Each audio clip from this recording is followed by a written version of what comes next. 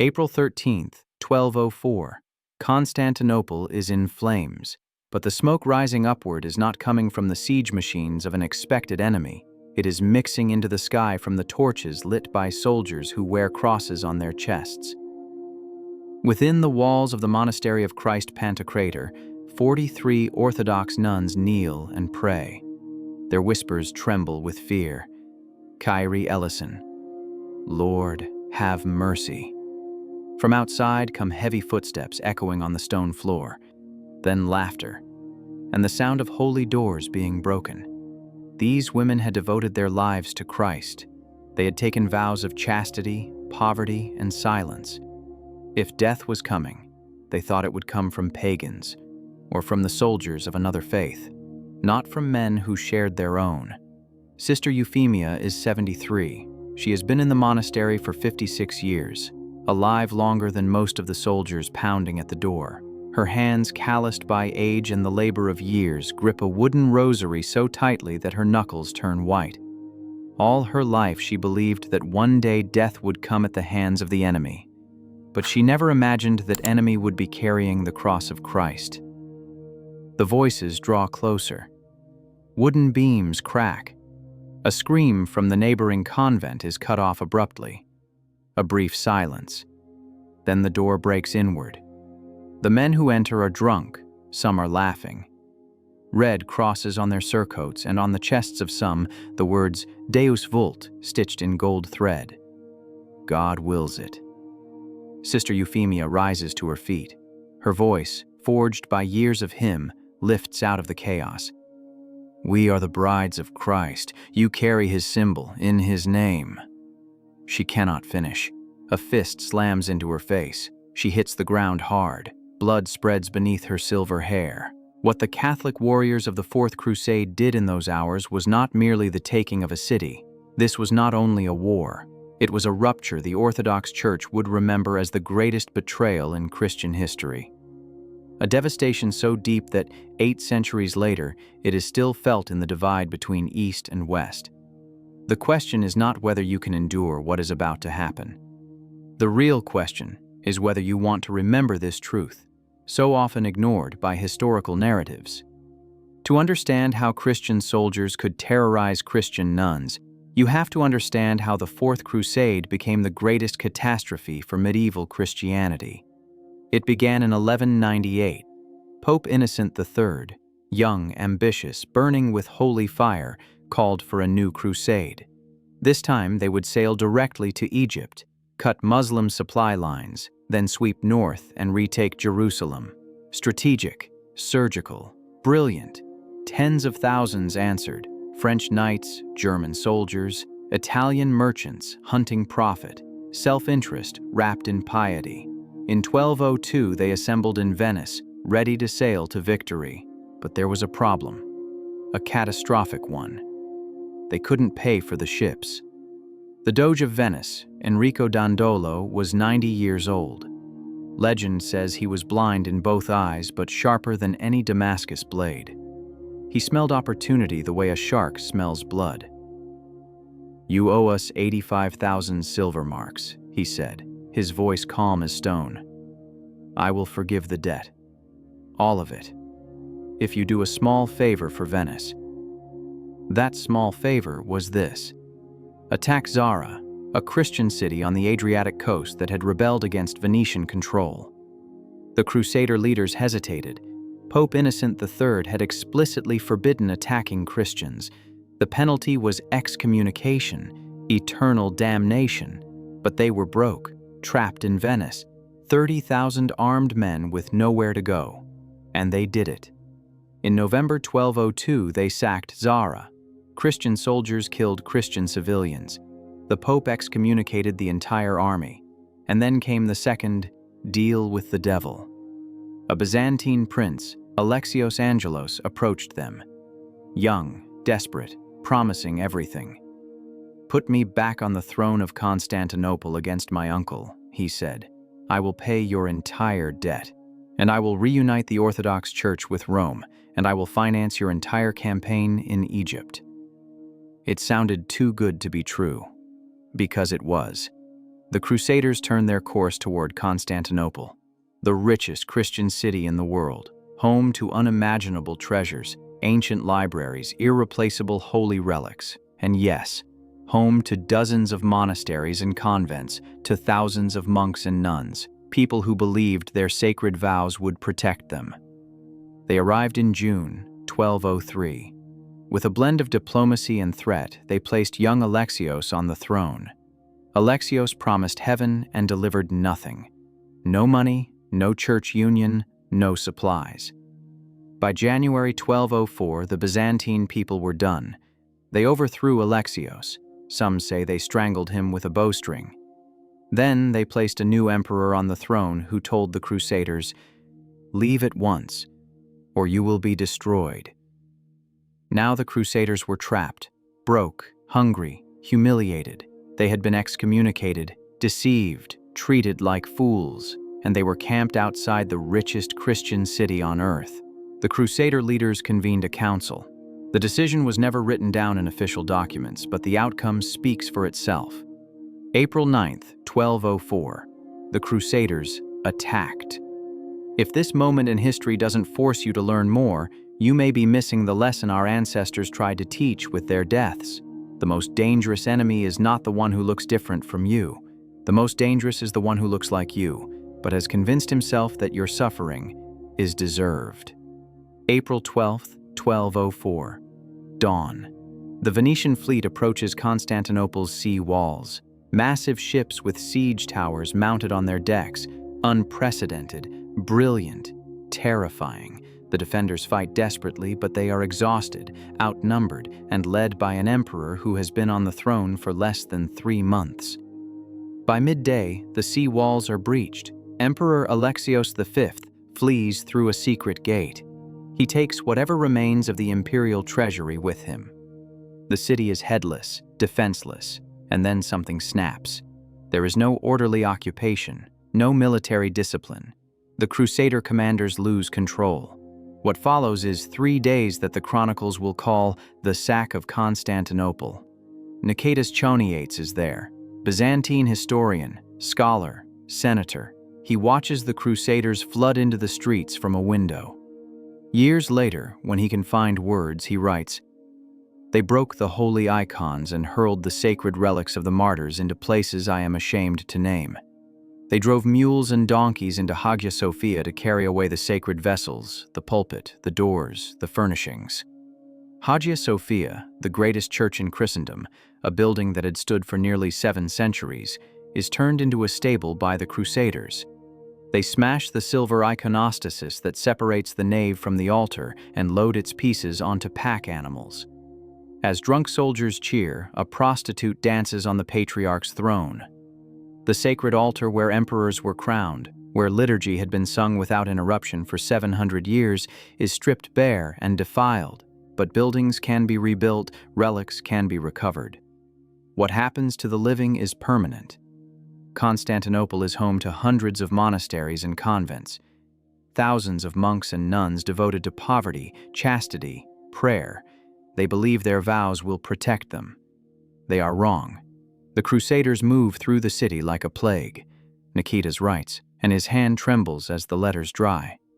They spared neither age nor sex, nor religious profession. Religious profession is medieval code, a polite way of saying the unsayable. It means nuns. Sister Euphemia lies on the stone floor of the chapel. Blood has pooled beneath her head. She is still conscious. Barely. The other nuns are pressed against the back wall. The youngest is 17, Sister Anna. She took her vows only 6 months ago. The oldest is 81, Sister Maria. She was praying in this chapel before some of these soldiers' grandfathers were even born. The Crusaders do not see the brides of Christ, they see war spoils.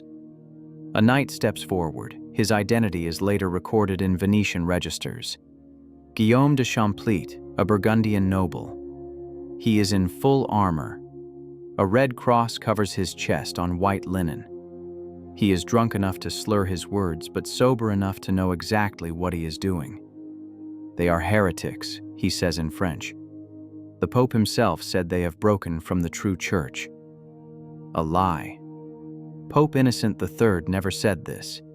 In fact, he will later write of his horror at what happened here. But Guillaume either does not know or does not care. Sister Anna steps forward. In her hands is a silver cross she brought from her grandmother's village in Macedonia. She speaks in broken Latin. We follow Christ. So do you. We pray to the same God. Please. Guillaume rips the cross from her hands, examines it, then hurls it against the wall so hard the silver dents. Your Christ lost, he says. Ours won.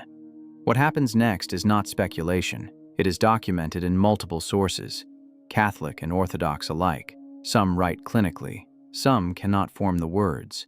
A contemporary text compiled from survivors' testimony, the Devastatio Constantinopolitana, records, the Latins violated the sanctity of holy places. They showed no respect for virgins dedicated to God and for elderly women. They took them by force. And when the women resisted, the text stops. The scribe cannot continue. But we know what happened because Sister Euphemia survives. A later Orthodox source, the Novgorod Chronicle, recording the testimony of refugees who fled to Rus, writes, the Latins defiled the nuns in the monasteries. They tore icons from the walls and made tables for their feasts. They dressed dogs in priestly garments and paraded them through the streets. And when the nuns tried to resist, the chronicle stops again. The scribe cannot write it, or will not. But what we know from multiple sources, Catholic and Orthodox, is this. Even the Catholic chronicler Geoffroy de Villehardouin, who was with the Crusaders, admits, never since the world was created had so much booty been taken from any city.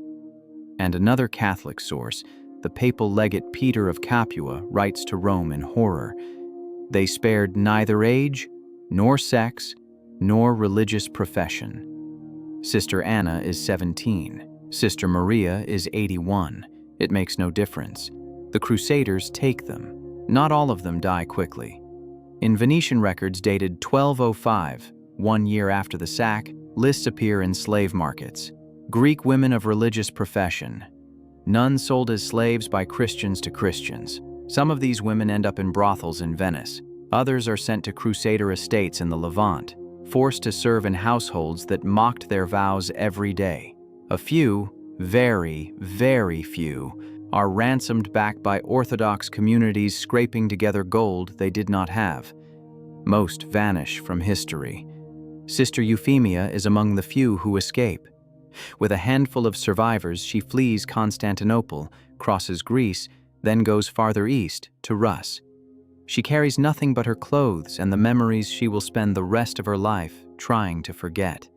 37 years later, dying in a monastery in Thessaloniki, an Orthodox nun gives testimony. She is 110 years old. Her hands shake as she speaks. A priest writes down every word. The testimony is preserved in the Eos Chronicle, buried for centuries in a monastic library. Sister Euphemia describes Abbess Maria trying to protect the younger nuns. She describes Guillaume de Champlitte laughing as he tears a relic from Maria's hands. Then she repeats what he said. Your Christ lost. Ours won. Sister Euphemia describes Maria, 68 years old, scratching Guillaume's face hard enough to draw blood. She describes Guillaume throwing the old woman down the monastery stairs. She describes the sound of her skull striking stone. Sister Maria dies 3 days later. She never regains consciousness. Sister Euphemia describes 42 women, aged 17 to 81, being dragged from the chapel. She describes their screams. She describes how some Crusaders carried crosses on their chests while committing acts that would make even demons weep. In her testimony, one sentence appears. He bore the sign that symbolized the suffering of Christ, and in the name of Christ, he made us suffer. Years later, when the Orthodox reclaim Constantinople, they find something in the ruins of the monastery of Christ Pantokrator. Scratched into the chapel's stone floor, barely visible, crude marks that could have been made by fingernails or broken pottery shards. 43 small crosses. 43 names written in Greek. And beneath them, in letters so faint they nearly vanish, "Father, forgive them. They did not know what they were doing." They did not know, yet they did. Guillaume de Champlitte knew what he was doing when he threw a 68-year-old nun down those stairs. The soldiers who dragged 17-year-old Sister Anna from the chapel knew what they were doing. Venetian merchants knew what they were doing when they sold Greek women of religious profession in slave markets. They knew, and they did it anyway, because they had convinced themselves that these women, these Orthodox Christians, were heretics less than human. They had convinced themselves that Constantinople's wealth belonged to them.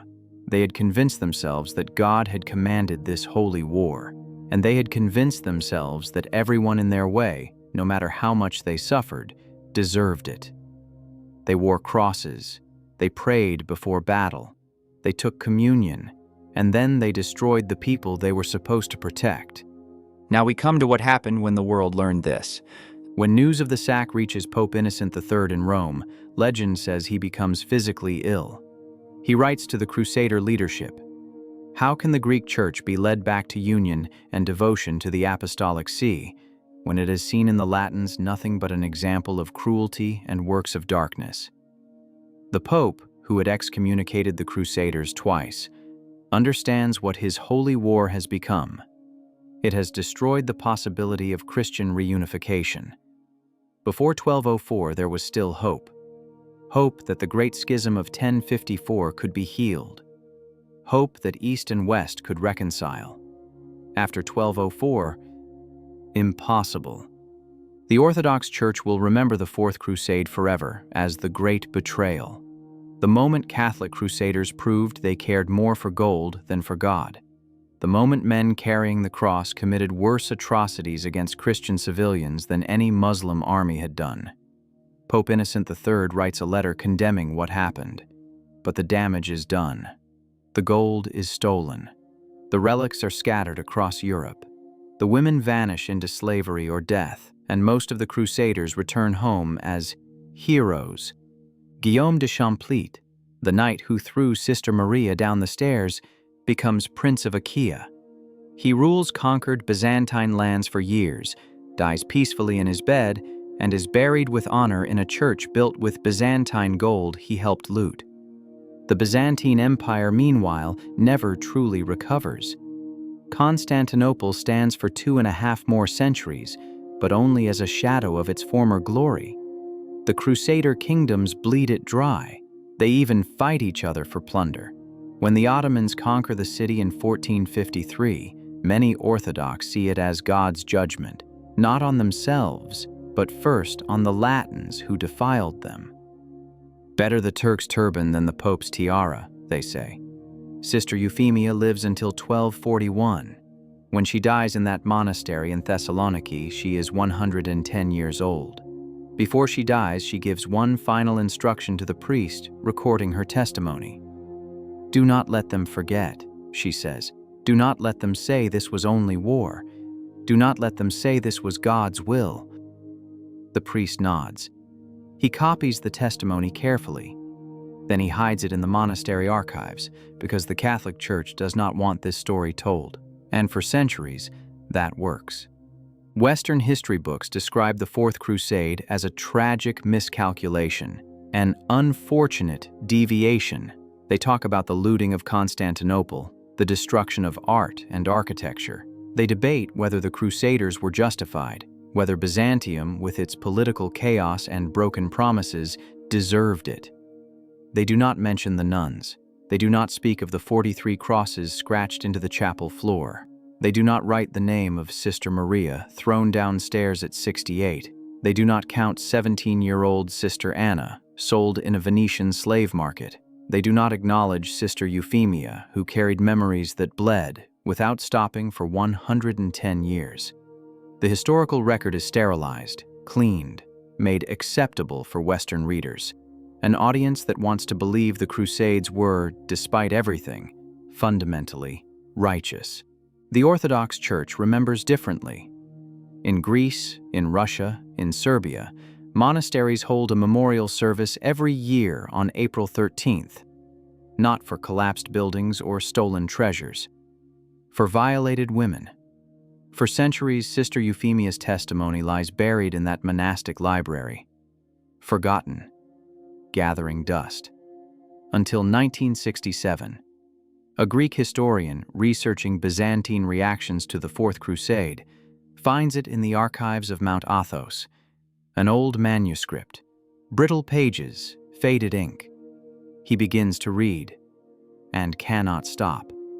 The testimony of 110-year-old Sister Euphemia, a testimony that recounts in vivid, agonizing detail what happened at the monastery of Christ Pantokrator on April 13, 1204, and he publishes it in 1970. The academic world barely notices. It is in Greek. It is about nuns.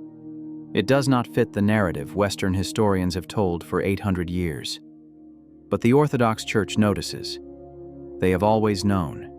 They have been waiting for the world to hear. Until now. So why does this story matter? Because it is not about religion. Not even about the Crusades. It is about what happens when people see their cause as so right, so holy, so commanded by God, that they decide everyone in their path, even their own brothers in faith, deserves any suffering they inflict. The Crusaders who defiled the nuns believed they were doing God's work. They believed the Orthodox were heretics, deserving punishment. They believed Constantinople's wealth belonged to them, the price of their sacred duty. They wore crosses. They prayed before battle. They took communion, and then they destroyed the people they were supposed to protect. Guillaume de Champlitte was not a monster, at least not the kind we call a monster. He was noble, educated, probably considered himself devout. He truly believed he was justified. He believed Sister Maria, clinging to a relic and begging for mercy, was trying to pull him away from God's will. And that is what makes this story terrifying. Not villains doing evil things, but ordinary men, convinced of their righteousness, committing brutality, and calling it holy. History is written by the victors. Memory is written by the survivors. In 2004, on the 8th century of the sack, Pope John Paul II visited Orthodox Patriarch Bartholomew in Istanbul, a city that was once Constantinople, still carrying the scars of 1204. And the Pope did something unprecedented. He apologized for the Fourth Crusade, for the sack of Constantinople, for the grave sins Catholics committed against Orthodox Christians. It took 8 centuries, but someone finally acknowledged what happened. The nuns of Constantinople never received that apology. Sister Maria never heard anyone say her pain mattered. Sister Anna, sold at 17 in a Venetian slave market, never knew that one day a pope would call what was done to her a grave sin. Their names are largely lost. Their bodies were not properly buried. Their suffering was erased from Western history for generations. But the crosses remained, carved into stone. 43 silent witnesses. The 13th century Orthodox mystic Gregory Palamas, born only a few decades after the sack, writes, "The Latins entered God's house with prostitutes, defiled the altar, and made the church a dwelling for demons. They spared neither age, nor beauty, nor virtue. This was not the work of Christians. This was the work of people who had forgotten what the cross meant." What the cross meant? The cross meant sacrifice, suffering for others, giving your life for your friends. Christ did not carry the cross as a symbol of conquest. He died on it as a symbol of love. But in 1204, the Crusaders turned it into a weapon. They stitched it onto their chests and used it to legitimize rape, murder, slavery. They looked at women who had devoted their lives to Christ and saw only property to be taken. They forgot what the cross meant. And as Sister Euphemia lay dying, 110 years old, when the priest asked whether she had forgiven the men who destroyed her sisters, she said something that still echoes 8 centuries later. "I forgive them because Christ commanded it, but I will not let them be forgotten, because forgetting is how it happens again." You have just witnessed one of history's darkest truths, a buried, sterilized, erased story, because it was too inconvenient, too ugly, too accusatory for the narrative of holy war. If stories like this remind you how fragile humanity is, how easily cruelty can be called righteous when wrapped in the right symbols, subscribe to Sable Historians and keep the past alive. Because some voices deserve to be heard even if they were silenced 800 years ago, especially then. And the light shines in the darkness, and the darkness has not overcome it.